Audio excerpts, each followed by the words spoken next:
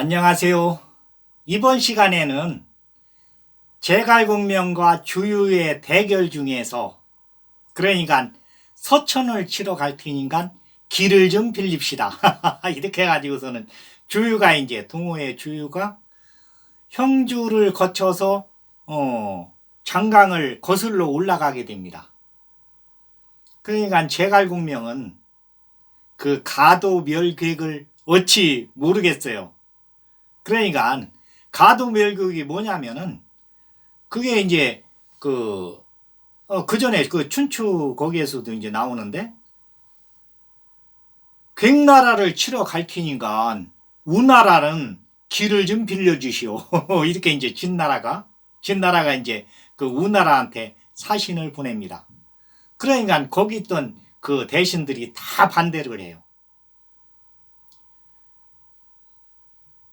이가 없으면 입술이 시린 겁니다.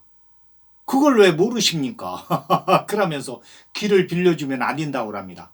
그런데 우나라 임금은 길을 빌려줘요. 진나라한테. 그러니까 진나라가 가서 괭나라를 멸하고 돌아오면서 우나라도 복속을 시킵니다. 그게 이제 가도멸객인데 우리나라 조선시대에도 일본에서 그 풍신수길이 정명가도 그러니까 명나라를 치러 갈 테니까 길을 좀 빌립시다. 우리나라한테. 그러니까 그게 이제 임진왜란의 그 단초가 되는데 그러니까 미리미리 준비한 자하고 준비 안 한 자하고는 아주 그 틀립니다. 그 제갈공명은 그러니까 적벽대전이 끝나고 와서부터 딱 준비를 하고 있었으니까 그러니까 영릉, 계양, 무릉, 장사 4개군을 복속시킬 때도 그러니까 수군 30만 명을 전부 그 집으로 돌려보내고 5만 명만 남겨놓고 전부 집으로 돌려보낼 적에도 각 고을에 가서 각 마을의 집성촌에 가서 예비군들을 교육해라. 현역병들을 보내면서 그 예비병들이 지금 50만 명이 넘어요. 딱 준비를 해놓고 있습니다.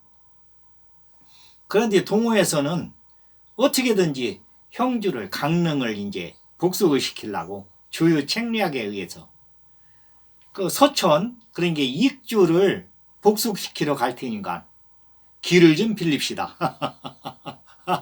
그러니까 제갈공명이 유비하고 이제 상의를 해서 우리가 준비를 딱 하고 있으니까 그 빌려준다고 하십시오. 그래 이제 빌려준다고 했어요. 그 주유가 8만 명 수군 다 집합시켜 가지고서는 배를 타고 그러니까 장강을 거슬러서 올라갑니다. 그러니까 뭐 장강을 거슬러서 올라가니까 한쪽 힘이 들면서 진도도 안 나가요. 그런데 주유의 속셈은 어떻게든지 형주하고 양양 둘 중에 한 군데를 탈취를 해가지고서는 우리가 강릉을 우리가 갖고 유비는 양양에서 북쪽 조조를 대비하게 이렇게 해야 되겠다. 그러니까 속도가 안 나가도 상관없어요. 천천히 천천히 올라갑니다. 기회를 봐가면서. 그런데 이쪽 형주에서는 제갈공명 그 책략에 의해서 각 산봉우리마다 그런 게 장강에서 보이는 산봉우리마다 전부 그 초소를 만들어 놨어요. 그리고서는 평상시에는 흰 깃발을 딱 꽂아 놓습니다. 그리고서는 주유의 군대가 동쪽에서부터 오는데 주유의 군대가 보였다 그러면은 노란 깃발을 딱 꽂으면서 폭죽을 하나 올려요. 폭죽이 하나 빵 올라갑니다. 위로.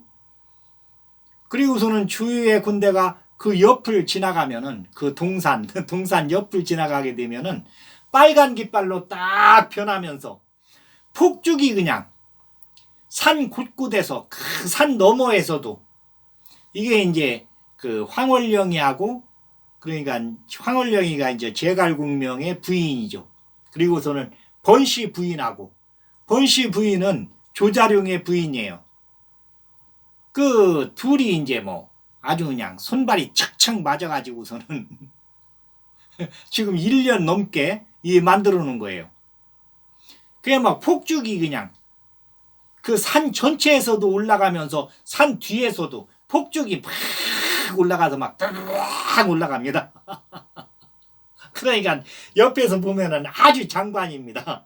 그런데 주유는 속셈이 있으니까 어떻게든지 무치로 올라가서 무트로 올라가 가지고서는 뭐 강릉을 탈취를 하든지 양양을 탈취를 해야 되겠는데 속셈이 그러니까 그거 보면서 그냥 움찔움찔 놀래요. 그러니까 그냥 재미로 보는 사람하고 속셈이 있는 사람하고는 틀리니까.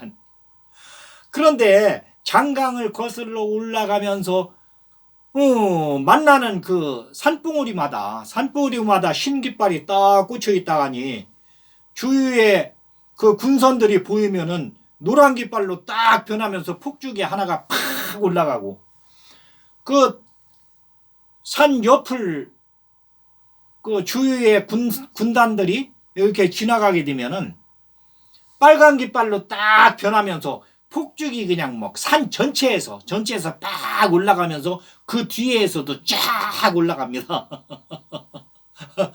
그러면서 산과 산 사이 계곡에는 그 제갈공명이 오진법에 의해서 해놓은 그 예비역들이 그 겨울이니까 다 조직돼서 이제 지금 훈련을 하고 있는데 그 실전에 이제 배치를 하는 거예요. 그 계곡에는 막 병사들이 그냥 예비 병사들이 바글바글 하면서 딱 대우를 서가지고서는 창, 칼, 뭐 창칼이 없는 사람들은 대창 딱 해가지고서는 서 있는데 앞에는 이제 갑옷을 딱 입고 뒤에는 그냥 평상복을 입었는데 배에서 볼 적에는 갑옷 입은 사람들만 보여요. 그런데 막 머릿수로 보면은 끝이 없이 막 보입니다. 여기에서도 막 폭죽이 막 올라갑니다. 그러니까 주위가 섬뜩섬뜩 막 놀랍니다. 이렇게 형주에 5만 명밖에 없다고 그래 영릉 계양 무릉 장사를 복속시키면서 2만 명을 더 정규병으로 해가지고서는 7반 정도 된다고 얘기를 들었는데 이렇게 많네. 계곡마다 그냥 지나갈 때마다 산을 지나갈 때마다 그냥 막 폭죽이 팍 올라오면서 계곡을 지날 적에는 병사들 거기에서 그냥 막 폭죽이 팍 올라가면서 막 쫙 서 있으니까 주위는 막 섬찟섬찟 놀래요. 그래도 이제 여튼 천천히 이제 전진을 해가지고서는 삼엽까지 왔는데 그 삼엽에는 강 밑으로 제갈공명이 그 8개 기문에 의해서 태극 기문을 섞어 가지고서는 기문을 설치해 놔 가지고 폭부수처럼 막 물살이 막 세면서 여기서 회돌이를 치는데 배들이 나갈 수가 없어요. 배들이 거기에 한번 들어갔다 하면은 안개가 쫙 끼면서 앞이 안 보입니다. 그 물결을 따라서 다시 밖으로 나오면 이제 보이긴 보이는데 그 안으로 해서 위로 올라가려고 하면은 안개가 쫙 껴가지고서는 앞이 캄캄하니 아무것도 안 보여요. 그런데 양쪽 산 위에서는 폭죽이 매일 터집니다. 폭죽이 터지면서 그냥 막 북을 치면서 형주 병사들이 양쪽 그 하여튼 산 꼭대기마다 다 초소가 있으니까 그러니까 이 동호회 병사들은 막 움찔움찔해요. 처음에는 막 좋아가지고서는 막 손도 흔들고 그랬는데 폭죽 터질 때 그런데 여기에서 한 달간 묶여 있으니까 그러니까 막 주위도 이제 난감해요. 앞으로 전진을 할 수가 없으니까 서천을 치러 온다고 호언장담하고 이렇게 오면서 손권하고 이제 둘이는 그 책략으로 해서 동호 병사들이 서천을 치러 간다고 이렇게 알게 하면서 극비로다가니 형주, 강릉이나 양양 둘 중에 하나를 이제 탈취한다고 이렇게 얘기를 했는데 생각을 했는데 병사들한테는 얘기를 안 했거든요. 그러니까 주유가 이게 난감합니다. 앞으로 전진을 못하니까. 이때 제갈공명한테서 주유한테 서신이 한 장 옵니다. 그 이제 그 서신에 이제 뭐라고 썼느냐면은 한의 군사 중량장 제갈량이 동호의 대도독 공군 선생께 보내노라. 이렇게 해가지고 공군이 이제 주유의 자예요. 제갈량은 이제 제갈공명이고 적벽에서 헤어지고 늘 그리워 잊지 못하였습니다. 이제 그대가 서천 그러니까 익주를 그 복속시키러 함에 몇 자 씁니다. 양이 가만히 헤아려 보니 양은 이제 제갈량은 이제 본인을 얘기하는 거죠. 이 일은 아무래도 될 것 같지가 않습니다. 이주는 그 백성이 굳세고 길이 아주 멀고 험하여 유장이 비록 어리석다 하나 스스로 지킬 힘은 가지고 있습니다. 그대가 하려는 일은 지친 군사로 먼 길을 가서 공을 세우려고 하는데 비록 옥이나 손무가 온다 해도 그러니까 이제 그 춘추 전국시대에 아주 뛰어난 그 명장들 옥이하고 손무를 빗대는 거예요. 옥이나 손무가 비록 온다 해도 이 일을 그 성공시키기는 아주 어려울 것입니다. 이러면서 이제 주의를 조금 까는 거예요. 그냥. 그리고 조조가 비록 적벽에서 패퇴해서 도망갔다고는 하나 지금 절치부심 군사들을 기르고 있습니다. 그대가 동호에 없을 때 조조가 만약에 동호로 쳐들어온다고 하면은 누가 이 뒷감당을 하겠습니까? 동호가 비록 3대째 내려왔다고는 하나 그대가 없는 동호는 추풍낙엽 조조한테 복속될 것이 자명합니다. 그러므로 그 서천 익주를 친다는 생각을 접고 부디 헤아려 밝게 생각하시기를 바랍니다. 이렇게 하면서 그냥 아주 정중하게 때로는 그냥 주유를 막 까면서 때로는 정중하게 해가지고서는 편지가 딱 도착했어요. 그러니까 주유가 이걸 보고서는 아주 그냥 속에서 우라통이 막 터지는데 어떻게 병사들 있는데 거기에서는 표현을 할 수가 없고 속으로 당이 꽉 참으면서 이 화를 원래는 이제 화가 날 적에는 화를 막 이렇게 밖으로 당하니 발산을 해야 되는데 이것을 참게 되면은 속병이 생기게 돼요. 그래서 주유한테 이제 막 속병이 막 생깁니다.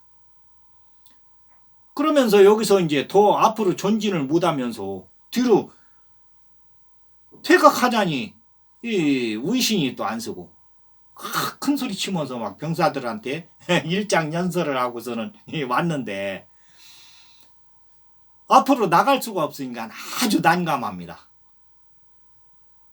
그래서 여기서 이제 손건이한테 또 이제 편지를 써요.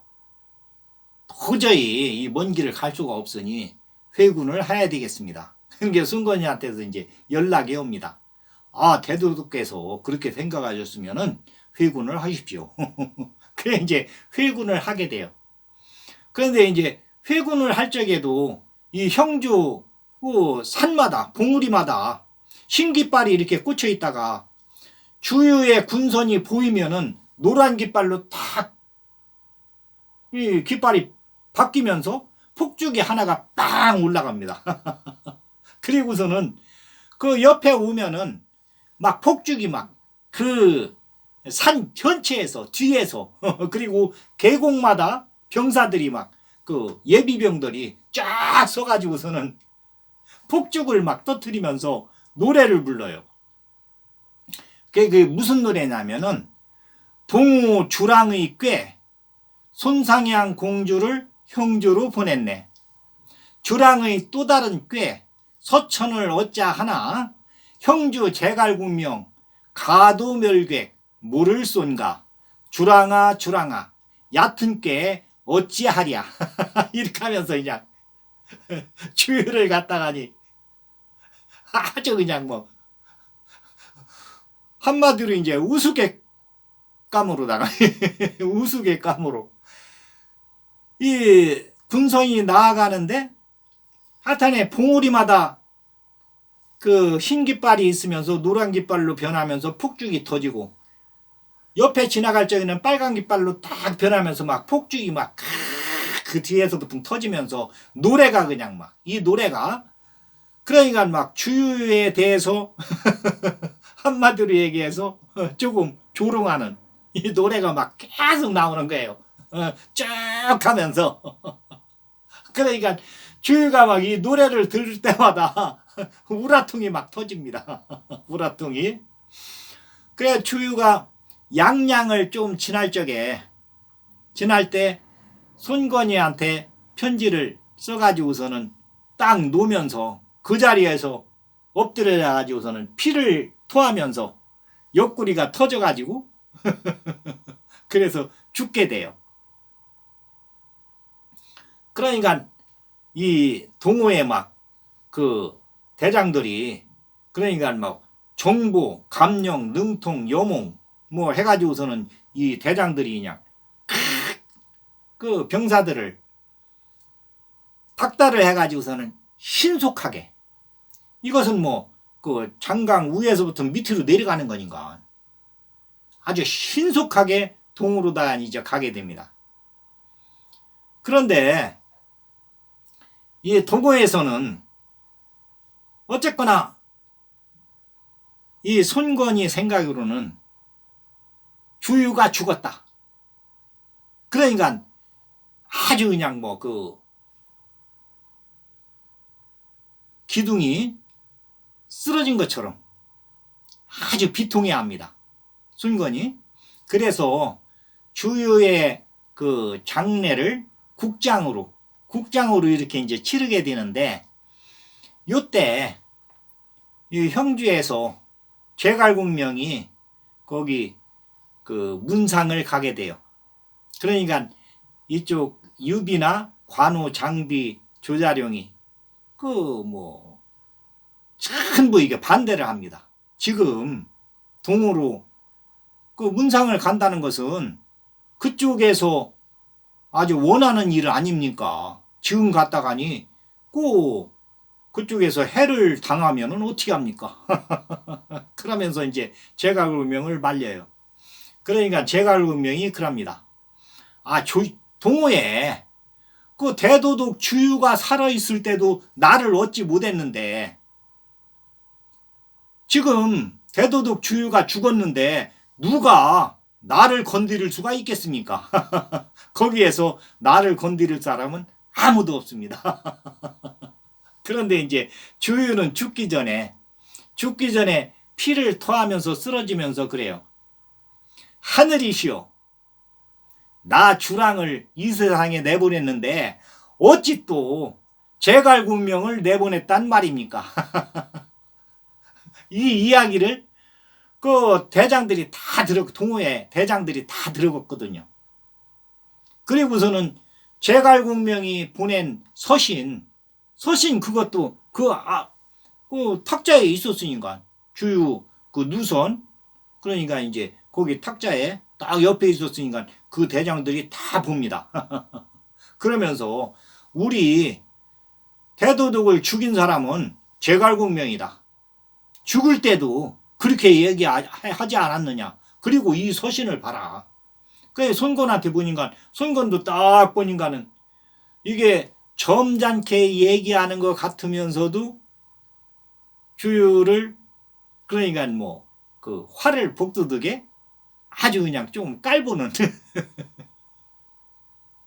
그러니까 막 손건이도 막 속에서 이제 조금 그 대장들하고 똑같이 그런데 형주에서 제갈공명이 문상을 온다고 합니다.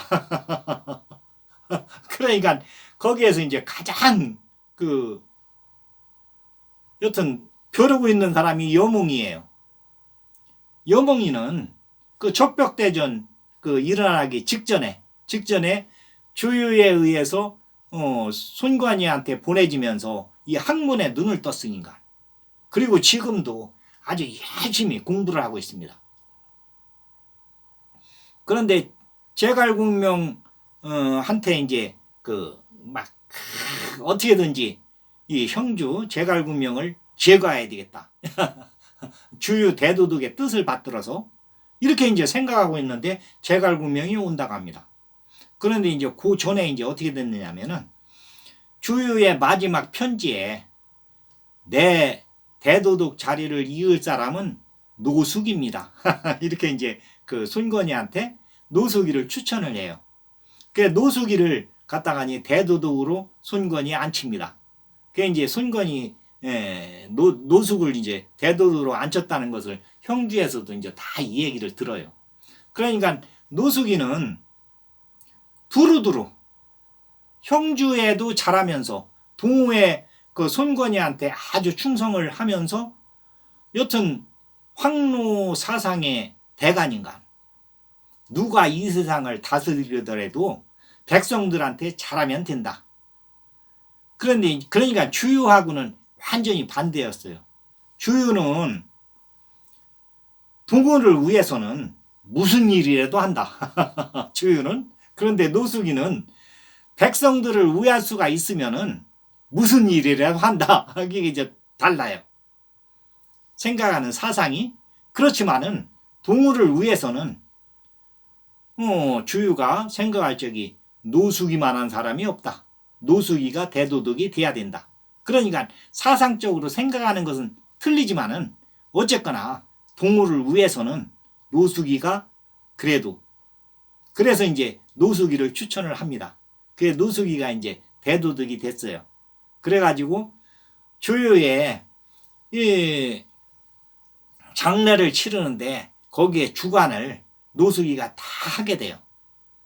그러면서 이제 형주에서 제갈공명이 문상을 온다고 그 기별을 다 받게 돼요. 그래서 노숙이가 여기에서 이제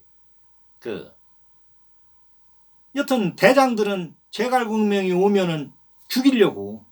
그런데 노숙이 생각은 그게 아니죠. 우리의 주적은 조조다. 유비가 아니고.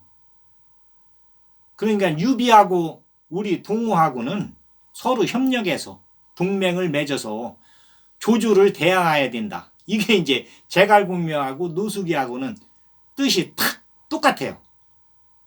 그런데 이쪽 동우의 대장들은 어떻게든지 제갈공명을 죽이려고 지금 딱 장례식장에서 딱 준비를 하고 있어요. 거기를 제갈공명은 아는지 모르는지 무심하게 동우로 가게 됩니다. 오늘은 여기까지. 다음 시간에는 제갈공명이 동우에 가서 문상을 하면서 동우의 대장들하고 거기에 있던 전부 문무백관들을 감동을 시키는데 그 이야기를 다음 시간에 하겠습니다. 오늘은 여기까지 하겠습니다. 감사합니다.